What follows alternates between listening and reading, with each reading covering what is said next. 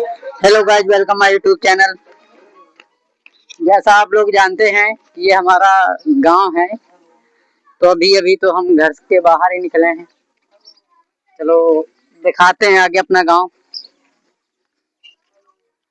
तो इस तरफ देखिए हमारा गांव है, छोटा सा गांव। गर्मी यहाँ पे बहुत पड़ रही है।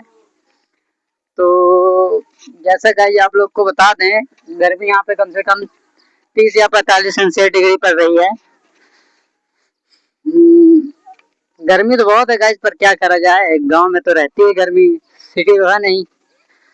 तो यहाँ पे हमारी छोटी दुकान मिल जाती है इधर। और ये रोड गई है लल्ली चक्की चौराहा की तरफ। तो आप लोग को बता दें, गांव में ज्यादा घर तो है नहीं है, होंगे 30 या 35 घर। फिर भी हम ब्लॉग बना रहे हैं, अपनी मेहनत जारी है, वीडियो शूट कर रहे हैं। तो आप लोग सपोर्ट करिए, सब्सक्राइब करिए एंड लाइक करिए। Okay, thank you.